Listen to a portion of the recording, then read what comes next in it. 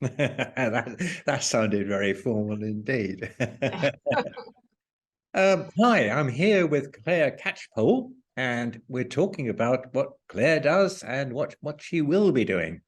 Now, Claire is an educator. She'll fill you in about that later. And she's also a brilliant and talented musician. So she'll fill in about that as well. And she'll talk something about the Broch Inspectors. Oh, you don't know what they are? Well, Claire will tell you about that. So before we begin with any of it, Claire, how did you pitch up on the Riviera, south of France? Well, it's really my partner Stu's was the instigator of that idea. He'd been coming down as a musician quite regularly over quite a number of years, so he already knew quite a lot of people down here. I met him 10 years ago. Okay, yeah, so that's actually when we first moved here. So we moved here in 2014, which is nearly 10 years ago now.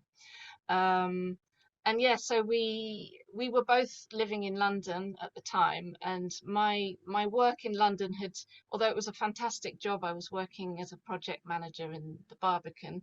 It became sort of overwhelmingly difficult and stressful, and Hmm. we sort of, due to various sort of situations, we decided we wanted to make a change. We kind of felt the life in London wasn't quite working. It was becoming more and more expensive for a start. And so, and also, I've always loved the Mediterranean. I have a very romantic kind of view of it, and having, I think, first seen it when I was 7 years old in Sicily, and I just thought it was fantastic, the colours. And so it didn't take much encouragement for me to agree with the idea, and we basically packed a Renault Espace full of all our belongings and drove down here in January 2014, and yeah, we've been there ever since. Wow. Well, yeah, I can sympathize with you on all fronts there. This is a truly magical part of the world. And it's a magnet, always a magnet for me. And that's something I hear all the time. So Yeah. let's go on to your educator side of things. So yeah, so one of the things I knew that I could fall back on, as we came here without really knowing what we'd be able to do or not. I'd already had experience as an English teacher because I lived in Prague in the Czech Republic for a few years, and I was kind of, at the time when I was in Prague, I hadn't had much training as a teacher, and also the internet was kind of a bit tricky. I was still having to go to internet cafes at that point. It's that long ago, and I could sort of see that teaching had become much more interesting now with the internet offering so many new kind of materials and things. So I thought, well, it would be good to get back into teaching again, and hopefully there'll be also space for me to do music, which is something that I've done ever since I was about 7 years old, because I came from a musical family, and well, I come from a musical family. There's still a lot of musicians in my family, um, and yeah, so I wanted just to have more space, which we hadn't really had in London, so that I could enjoy the things that I really love doing. And that's it. Kind of has happened that way, so it has worked out. And yeah, since so now I'm teaching mainly online since COVID happened, which has had two kind of effects. One has created more time for me because previously I was teaching, I was walking everywhere to go and teach. I didn't like, we don't have a car, and I enjoy walking, and it kind of gives you time before a lesson to sort of reflect, think about what you're going to do, and afterwards as well to sort of think, well, how did that go? And so although it took up a lot of my time getting to and from lessons, I sort of missed that aspect of um, being, able to explore Nice and go to different parts of Nice that you might not necessarily go to if you're just kind of, a tourist coming for the first time, because I was going to people's offices often, and yeah, so that's where I'm at now. So I'm doing online teaching. Mhm. And yeah, so you mentioned the Broch Inspectors, which Hang on a is, second. Can I just, yeah, because you're talking about walking around the city and everything else like that, and that's something you're going to major on in the future, isn't it? We can talk about it later. I was just yes. interested in Well, this is, yeah, no, exactly. So I have, in fact, it's at the moment. So every month I'm now organizing a walk and talk in and around Nice. Mhm. And it's aimed at English speakers, but that sort of is very much open to either first language speakers like you or me, or people who are learning but have enough of a level to be able to have conversations sort of fairly easily. And the idea sort of, yeah, it came from having been locked away during COVID and really missing that, regular getting out and walking around. um, I sort of started to think about ways that I could sort of reinstigate that in my life, but also just to meet people. It's been fantastic. So I've been running this for the last year, and Wow. every time there's a small group, and there's a few regular people, but there's always new people who come as well. And so Have you yeah, it's noticed? Have you noticed the changes in Nice over the last 10 years? Because I know, because I live in the port area, that it's changed hugely. Uh, Actually, all the way down the coast, it's changed. But in Nice, it's quite significant how much it's changed, especially around the area of the port and Rue Bonaparte. Uh, yes. this must be quite a challenge for you keeping up with it.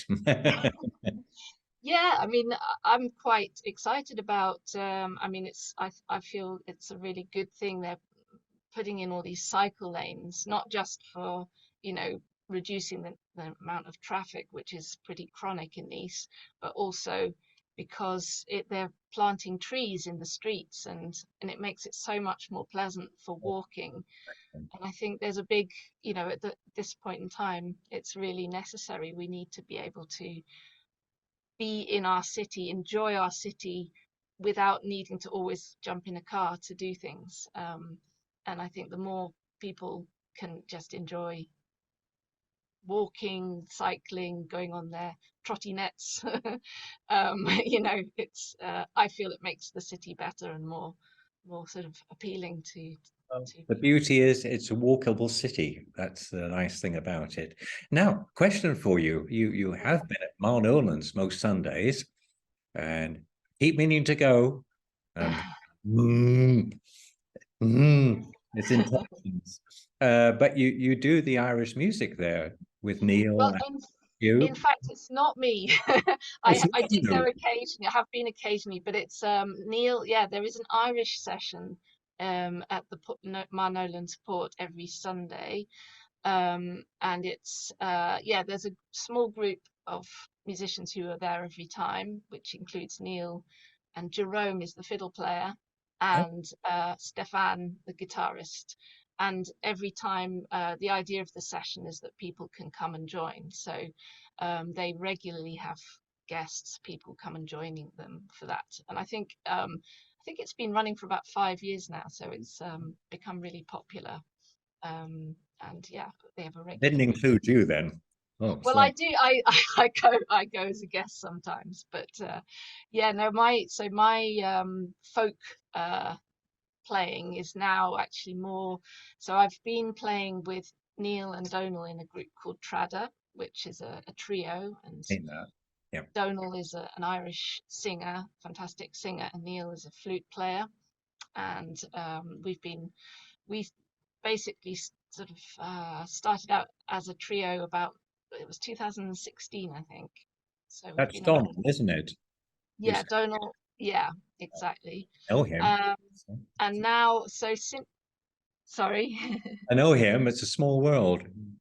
Yeah, well, that's the nice thing about musicians in a place like Nice. You do sort of get to know everyone once you've started to kind of get into the various venues and stuff. So yeah. Tell me about Um, the Broch Inspectors. I tried to do the, well, maybe not right. Tell me, how did that come about? I mean, you have now a lot of videos on YouTube. of Yeah. you singing, and it's depressingly frequent. It puts me to shame. No, well, it's yeah. So Stu and I play, and Stu obviously is my partner. So we've been playing as a duet on and off over the years. Obviously, just because we live together and it's quite nice, and we're both musicians. So Stu is actually a jazz musician primarily, and he plays the drums. So you might have seen him in Nice playing drums in various different bands and groups. I But saw the Jazz and Comedy of Nice when it existed in Scolarium, yeah, that and he was playing an electronic drum. I have never seen so much energy in all my life. He was absolutely brilliant. Then he took up the guitar. What? yes. So he's now, yeah, he plays the tenor guitar, which is Yeah. a four-string guitar, and it's Oh, used. It's not so it's not so common. Not many people have them. And the instrument he plays is a beautiful Gibson 1957 tenor. And there are a few people who play jazz with tenor guitar, and but also a lot of folk musicians play tenor guitar. yeah. Um, and so we've started playing as a duet. Kind of so the whole tune a day thing, which is it seems to be more of a thing in folk music. Um, and I was inspired by this fantastic Irish fiddle player called Fergal Scahill, and he's currently doing a tune a day for the whole of this year, and this is his third year that he's done it. And he's literally playing a different tune every day, so he never repeats the same tune. That's a Um, challenge. And earlier this year, I noticed that he was sort of reaching out and saying, "Well, if you want to come and join me by video." So now, since COVID, of course, it's possible to do collaborations online. So he was doing that, and I thought, oh well, let's see. And I said, well, can we send you a recording and you play along with? And he surprisingly was very said, of course, yeah, sure. So in back in I think it was March, he said he's put it out as one of his tuna days. So Stu and I are playing with Fergal Scale, which was a lovely thing for me. And so since that, we kind of thought, well, why don't we give it a go? I've been learning so many tunes over the years. So I've got quite a back catalogue of tunes, and I've also started writing some tunes as well.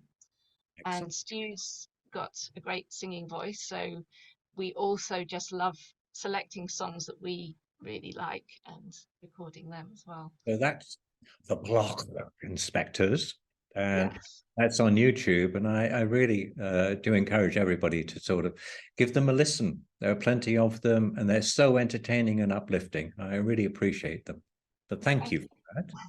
Now, can we go back to our walking tours? Because that's something that fascinates me. There's not a lot in these, strangely enough. There are people who go and teach people about eating, which is self-taught in my respect. But actually, walking around telling people, is it about the history of the place generally? No, I mean it's really just about getting to know other people. So I think walk and talk has become a sort of popular phrase because people recognize that when we go for a walk, it feels much easier to communicate. There's something very human about walking and talking, and there's something very natural about the rhythm of the conversation. If you want to go to meet new people and you go to a cafe or something, that's also nice, but it can be a bit awkward, that initial moment where you're meeting someone and you're sat down and you're not sure what to talk about. Whereas if you're on a walk, suddenly that all melts away. It feels very natural. So I sort of recognized that very quickly when I started organizing them. So from a sort of social perspective, really, and then from a language perspective, it's just been really nice getting people together who speak English or maybe want to exchange French for English or the other way around. So that's the sort of other half of it is for language learning and just having a chance to practice speaking English, because as an English teacher, I've had a lot of feedback from my students that, it's very good having lessons, but outside of lesson time, they find it difficult to have the opportunity to actually use English in their daily lives. So that's what I'm trying to promote, really. That would be so good in French, actually. Yeah, Like, exactly. extremely useful. Yes, and often what tends to happen, we'll start off in English, and as the walk goes on, depending on how many French people there are, and in the past it's often been that I've been the only English native speaker, as it was, and Oh, everyone else has been French. So we've ended up starting off in English, and then gradually it kind of reverts to French, which is very good for me. So I don't mind at all. And it's very much up to the people on the walk, what they want, how they want to talk, what they want to talk about. how many people generally join you on these walks? So it's usually quite a nice manageable size. So far, I think the biggest group we've had has been about 8 people.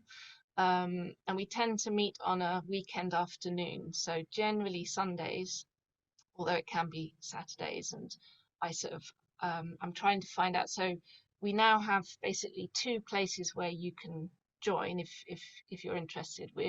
We've got a walk and talk Facebook group. It's called Walk and Talk Nice, All right. and there's about 160 people on it. And I only started it a few weeks ago, so it's growing quite fast. That is a And lot, though. Wow. yeah, it is a lot, and it's people are really interested, and a lot of people have signed up. Obviously, it takes time for people to actually come on the walk, so it might start to get more busy in the future, but at the moment it's quite small groups generally. And then also for those who aren't on Facebook, we also have a next door group, which is called English in Nice Walk and Talk. And you can join that group, and that I also post about all the walk and talks there as well. Oh, that's brilliant. I check those links out and actually post them so people can access them. And I know you're evolving this, so we won't go too much into that detail at this point. But by December, you'll have a fresher version of the whole thing. Am I right in thinking that? Yes, so it's kind of an exciting project for me, and also kind of dreamt up after the COVID lockdowns, when I was thinking there must be a better way than just sitting at home teaching online, um, or indeed teaching in people's offices. And I kind of feel like there's a really important point when you're kind of at that intermediate level, and it's very easy to feel stuck when you're there, the plateau it's called. And um and I kind of feel that, as well as studying, which obviously is important, having lessons or using all these many different apps that are available, actually the key part to really go from being just intermediate to being a kind of fluent, confident speaker is just practice to use the language and use it in conversation and in sort of more natural ways. So the idea is I'm going to set up a subscription, which will be partly online, but there will be regular 2 or 3 times a week activities and walks and things that will happen as part of the subscription.